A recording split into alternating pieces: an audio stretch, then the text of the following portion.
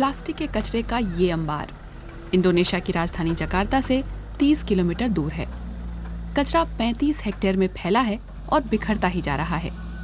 36 degree Celsius की गर्मी में इसकी दुर्गंध भयानक है, लेकिन इसके बावजूद लोग यहाँ कचरा बीनने आते हैं। हम तांगरंग सिटी के लैंडफिल में हैं। यहाँ हर दिन 1500 टन सॉलिड कचरा आता है, जिसमें 15 से 20% प्लास्टिक होता है। सुगियांतो ने प्लास्टिक के खिलाफ युद्ध छेड़ा है। वो कचरे के इस ढेर को कम करना चाहते हैं। प्लास्टिक कचरे को प्राकृतिक रूप से विघटित होने में कम से कम 500 साल लगते हैं। पर्यावरण के लिए ये आपदा से कम नहीं। सुगियांतो इंजीनियर भी हैं। वे प्लास्टिक का ऐसा विकल्प पेश करना चाहते हैं जो आराम से विघटित हो। इंडोनेशिया में प्लास्टिक का रिसाइकलिंग रेट सिर्फ 8% है, यानी 10% से भी कम। दुनिया भर में प्लास्टिक की रिसाइकलिंग का औसत करीब 15% है। इसलिए आगे का रास्ता अभी बहुत लंबा है। रिसाइकलिंग रेट तो बढ़ाना ही होगा, साथ ही प्लास्टिक की उम्र घटाने की कोशिशें भी बढ़ानी होंगी। प्लास्टिक के थैले को भले ही कितनी ही बार इस्तेमाल किया जाए, लेकिन अंत में तो उसे कचरे के इन विशाल ढेरों में ही आना है। आर्थिक विकास का ये एक नकारात्मक पहलू है। गरीबी इस समस्या को और बढ़ाती है। इंडोनेशिया में कई छोटी मोटी चीजें, मसलन दवाएं, प्लास्टिक में पैक रहती हैं। पैकेजिंग अपने आप में ही कचरे का बहुत बड़ा स्रोत है। रोज वे यही सब खरीदते हैं, तो सिंगल यूज पैकेजिंग के बिना समस्या को कैसे रोका जाए? उपाय ये हो सकता है कि पैकेजिंग वाले सारे प्लास्टिक को डिग्रेडेबल बनाया जाए। सुगियांतो ने विकल्पों की तलाश में लंबी रिसर्च की है। उनकी कंपनी ग्रीन होप जैविक रूप से विघटित होने वाला पॉलीमर टापियोका यानी साबूदाने से बना रही है। ये दरअसल स्टार्च से भरपूर होता है। प्रोसेसिंग के बाद इसे प्लास्टिक के विकल्प के तौर पर इस्तेमाल किया जा सकता है।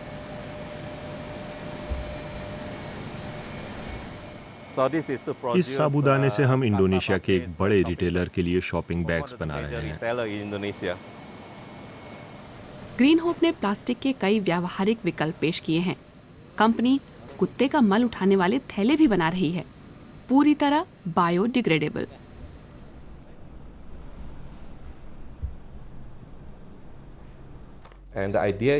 आइडिया ये है कि बैग और मल साथ में विघटित हों।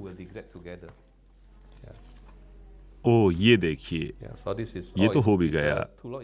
अगर आप इसे लंबे समय तक रखेंगे तो ये विघटित होने लगेगा। आप ये छोटे छोटे टुकड़े देख सकते हैं।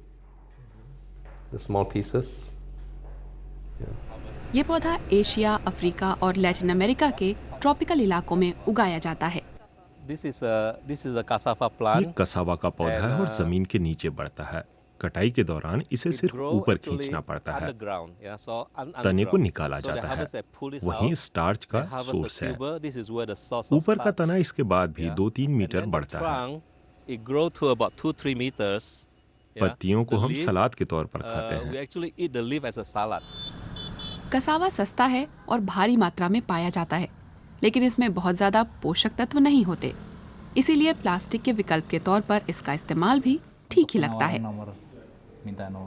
इंडोनेशिया जैसे विकासशील देश में प्लास्टिक के विकल्प की कीमत भी अहम भूमिका निभाती है। ग्रीन होप के सामने भी यही चुनौती है। सुगियांतो और उनके पार्टनर टॉमी चाहते हैं कि पर्यावरण संबंधित चिंताओं और आर्थिक हितों के बीच सामंजस्य बिठाया जाए। प्लास्टिक का हर टन जो आज तक हमने पैदा किया है पूरी तरह खत्म नहीं हुआ है। वह नजरों से भले ही दूर हो, लेकिन खत्म नहीं हुआ है। शायद कहीं समुद्र की गहराई में है, कहीं तैर रहा है, कहीं लैंडफिल में है। हम अर्थशास्त्र और कार्यकुशलता की बात करते हैं, लेकिन कभी इन चीजों की पर्यावरणीय कीमत नहीं चुकाते। 90% प्लास्टिक कच्चे तेल से मिलता है। ये पर्यावरण के लिए बिल्कुल अच्छा नहीं है। अगर प्लास्टिक से निपटा नहीं गया तो आने वाली पीढ़ियों को इसकी कीमत चुकानी होगी। सिर्फ इंडोनेशिया ही नहीं, बल्कि पूरी दुनिया को फौरन कुछ करने की जरूरत है।